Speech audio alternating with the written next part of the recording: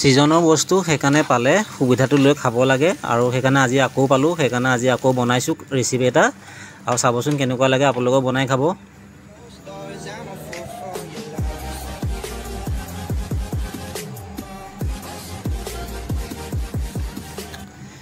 আজি এয়া দেখিছেনে কুচিয়া মাংস ল'লোঁ আৰু ইমান তেজাল আৰু এইফালে লগত ল'লোঁ আলু দুটামান আলু কাটি ল'লোঁ আৰু লগত আছে আদা নহৰু জলকীয়া পেষ্ট লগত কেইটুকুৰামান পিঁয়াজ আৰু আমাৰ মানুহ হৈছোঁ দুজন সেইকাৰণে এয়া কেৰাহীত তেল হিচাপমতে দি ল'লোঁ আৰু এতিয়া প্ৰথম আলুখিনি ফ্ৰাই কৰি ল'ম আৰু আলুখিনি মানে পানী আছিলে কাৰণে ইমানে মানে চিটিকনি মাৰিছে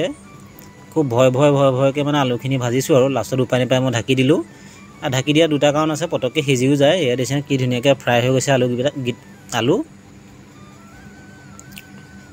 আৰু এতিয়া লগতে পিঁয়াজখিনিও দি দিছোঁ মই আলুখিনি উঠাই দিয়া নাই উঠাই দিলে মানে কিয় তেলখিনি মানে অলপ কমি যায় সেইকাৰণে যি তেল থাকে কেৰাহীতে থাকক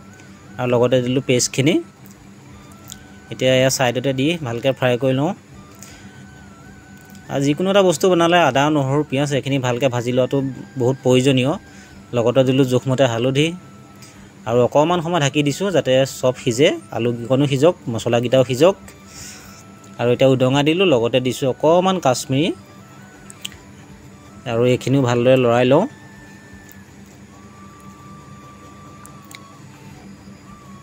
দেখিছেনে কি ধুনীয়াকৈ সিজি গৈছে মছলাখিনি আৰু এতিয়া দি দিম আমি কুচিয়া মাংসখিনি দেখিছেনে কিমান তেজ আছে মানে বা ইমান মানে তেজাল সেইকাৰণে মানুহৰ মানে ল' প্ৰেছাৰ হ'লে কুচিয়া মাংস খায় আমাৰ পিছে ল' প্ৰেছাৰ নাই হোৱা ছিজনৰ বস্তু পাইছোঁ কাৰণে খাই দিছোঁ আৰু ভিটামিন থকা বস্তু আৰু হাই প্ৰেছাৰ থকা মানুহে নোখোৱাটো ভাল আমাৰ বাৰু চব অ'কে আছে আৰু এইফালে ধুনীয়াকৈ ফ্ৰাই কৰি ল'লোঁ আলু মাংস চাংস চব ধুনীয়াকৈ এয়া দেখিছেনে কি ধুনীয়াকৈ তেল বিৰিঙি আহিছে আৰু মাংসখিনি দেখিবলৈও ধুনীয়া হৈছে আপোনালোকে এনেকৈ ফ্ৰাই কৰি খাওঁ বুলি ক'লেও খাব পাৰে